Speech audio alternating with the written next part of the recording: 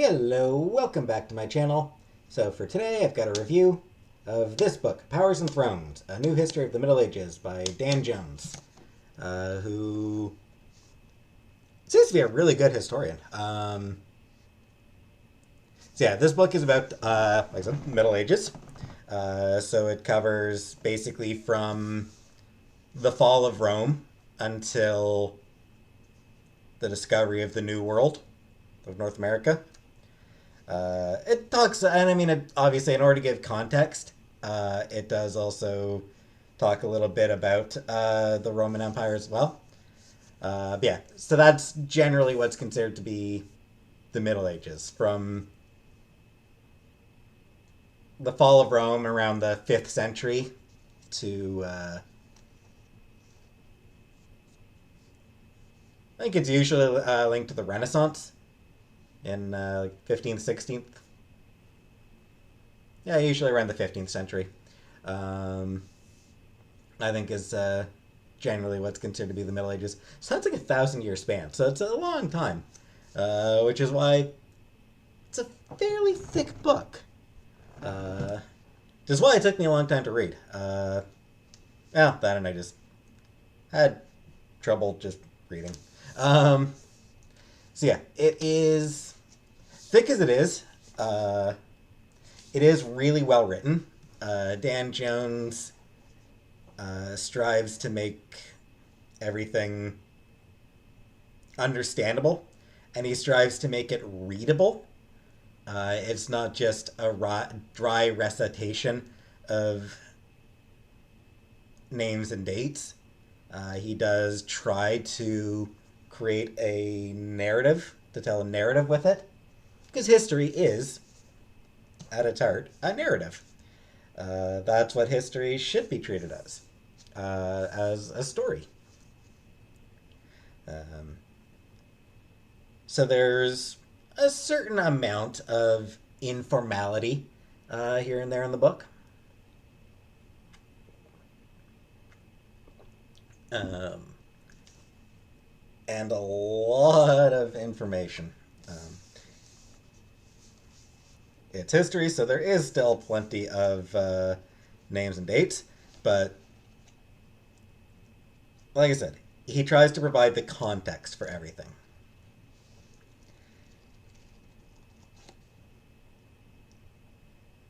So he tries to sort of go into why things happened, and not just that they happened, but why, um, and what resulted from them.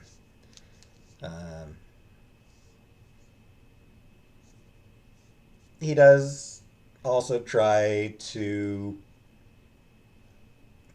talk about the people at the time, not individuals, but like common people. Sort of what things would have been like for them, what they would have been experiencing. He does go a little bit into that from time to time, here and there. Less than I would really prefer, but that's me. I just really like history books that sort of do talk about the experiences of the common people in different times. Um,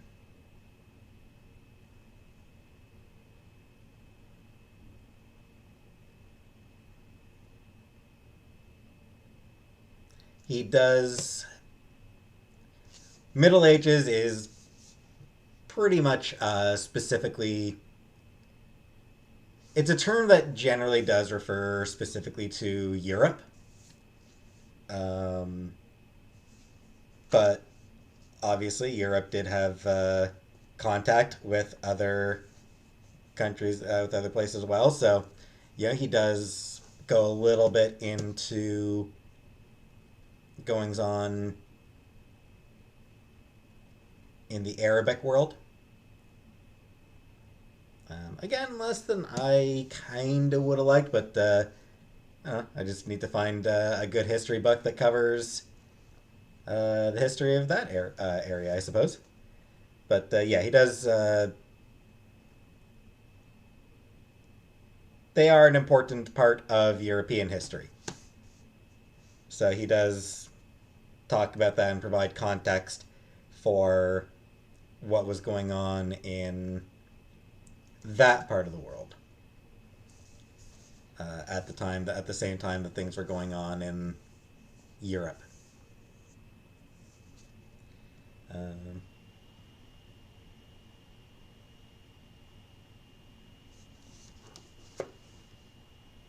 there's a few sort of pictures here and there, stuff like you know pictures of abbeys or people or paintings, things like that. Um,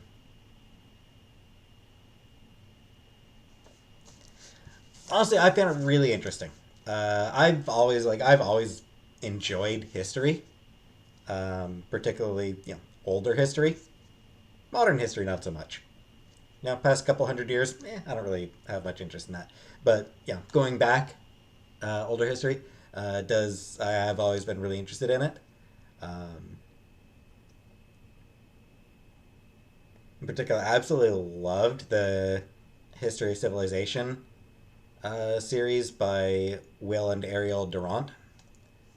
Um, I've got almost all those books. There's one or two that I never actually. There's one or two of those that I never actually ended up getting and thus never read. But most of them I've got, and most of them I've read, and I really enjoyed those because again they were the story of civilization, not just. Or yeah, I think they were the story of civilization, not the history of civilization. The story of civilization. So again, they treated history as a story to tell, and went into so much detail. Like they were very thick books with very small print. This one, the print is a pretty reasonable size. Um, yeah, I like that he really makes history interesting in a way that not all history writers manage to do. Um,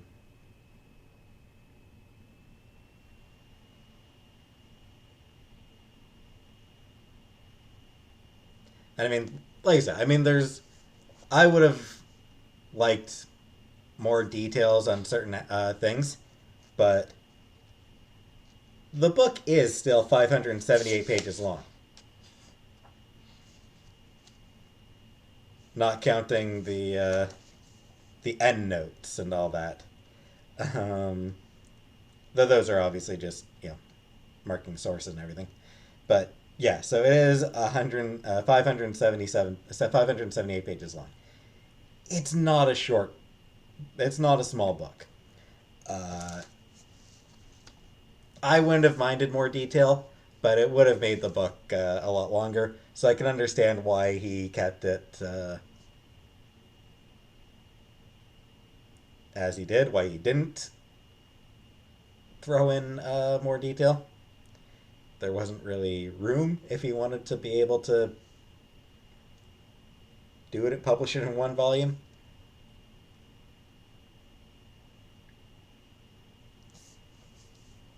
Uh,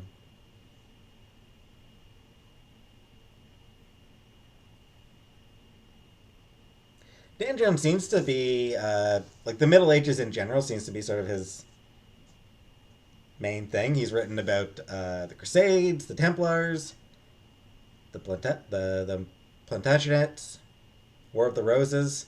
So pretty long stretch of history that he seems to specialize in. Uh, and it's his expertise is clear. And I mean, there are parts where he'll mention disagreements between historians. And for the most part, whenever there's a something that historians don't agree on, he'll usually just like note the debate and then say that it, and then move on and note that most of the time it's not really important to what he's actually discussing.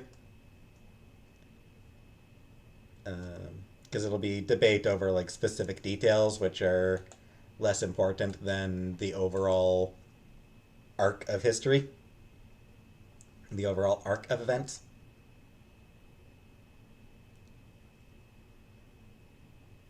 Um,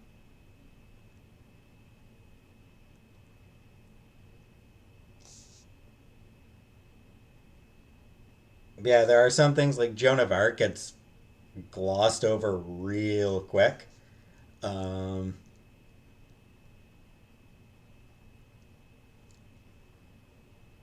so there are bits like that where people who are pretty, you know, people who major historical figures, he sort of passes them over because they're not necessarily all that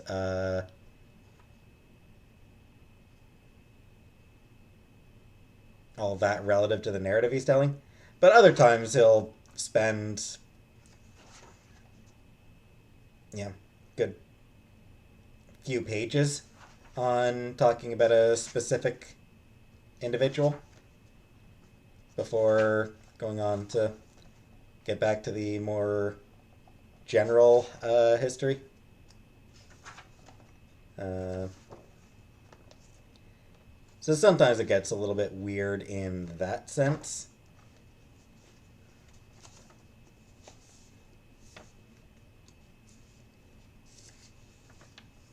I think the main thing, like, especially when he gets into.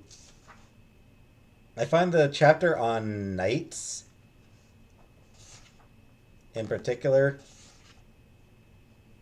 like, he spends a lot of pages on El Cid, for example.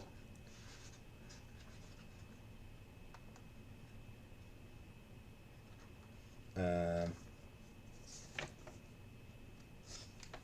there was another one, William Marshall, as well.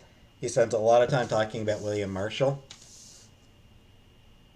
in a way that, yeah, didn't feel like he needed to spend as much time on that guy as he needed to. I mean, any figures he talks about are fascinating figures, no doubt. People certainly deserving of their own historical, of their own uh, biographies, and I'm sure they all have their own major biographies out there. So fascinating figures. Occasionally, maybe spends a little too much time on a couple of them. Obviously, people who are just that he feels exemplify the topic of a given chapter is sort of what it's going on. So, yeah, so like that William guy I mentioned in particular, he's to Jones, that guy sort of embodies uh, medieval knighthood, what it meant to be a knight. Um, so that's sort of why he spends a lot of time on them. So like I said, it gets, like I said, not everyone feels like they deserve as much focus, but most of them do. Uh, and no, they're still interesting. They're interesting people, and he talks about them very, or writes about them really well. Um, Makes clear sort of why we should care about them, I guess. Would be the way of putting it. So yeah, he makes clear why we should care about them. And yeah, it's overall, it's just a really, really good history book. So if you do enjoy reading about history, then Dan Jones seems to just be a fantastic one for it. Um, all his books get tons of praise.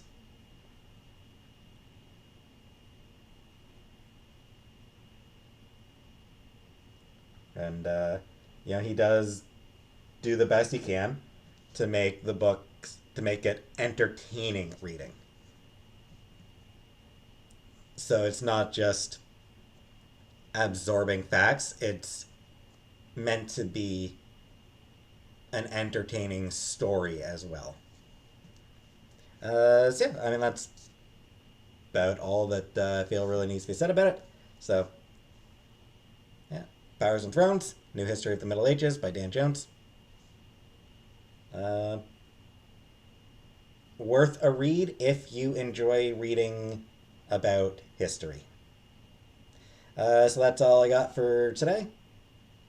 Tomorrow will be another episode of Mass Effect. So tune in for that, please. But for now, thanks for watching, and see you next time.